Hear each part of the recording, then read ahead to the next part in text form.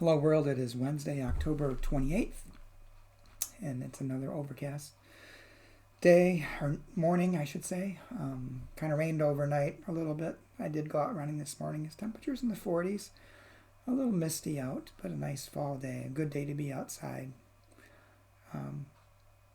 When I lived in Germany, it rained a lot there.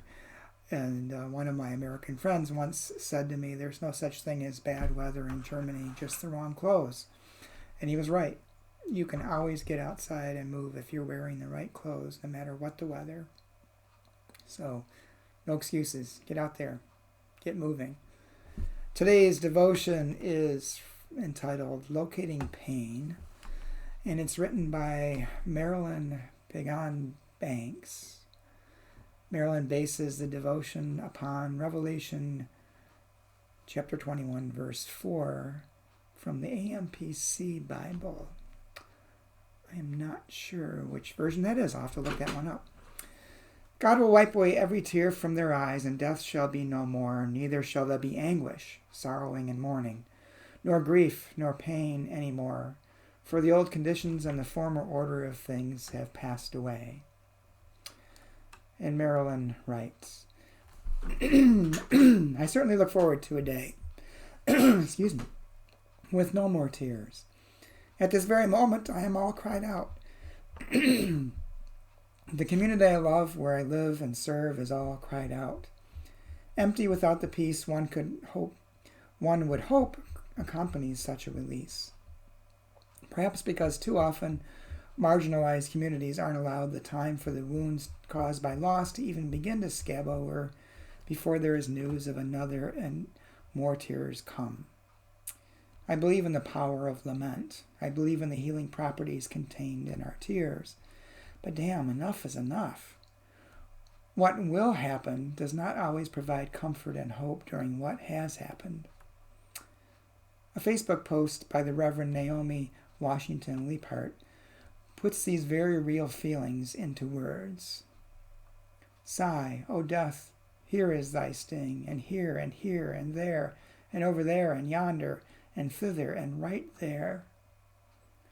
Reading the words over and over, I knew in my gut that they were not words of resignation, but more of a spoken ritual of healing that begins with recognizing where the harm has located itself. What damage has been caused, noticing it, pointing to where it hurts, locating the pain, and naming it. We each contribute to healing by refusing to look away. This is hard work. Empaths definitely need accomplices in this work. This is when we who call ourselves followers of Jesus show up as warrior healers, as defined in Another Way, living and leading change on purpose. In Marilyn's prayer. Yes, God, we trust that you will. And in the meantime, we rebuke the lies of empire that teach us to look away, and we recognize the beauty and brokenness all around us with the eyes of our heart, your heart. Amen.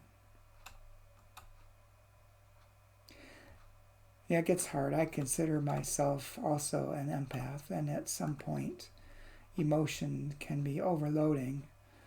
And the tendency is to simply go numb and not look or not see and not recognize, not want to acknowledge pain. But we really can't let that happen. We have to see it. We have to acknowledge it. We have to see that it exists.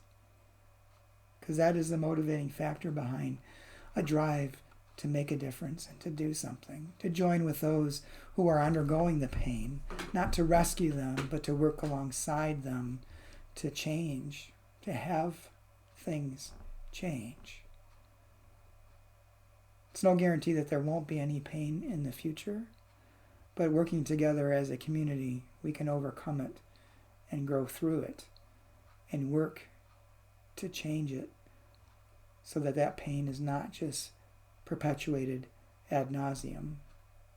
There are many in our world, I think, who would prefer that we look away and not pay attention. And they do their best to distract us from the real pain by creating false situations and making false accusations to try to avert our attention away from what's really going on. We can't let that happen. We have to look and we have to respond. And when we're looking and when we're responding, it's okay to weep and to cry. But keep moving forward.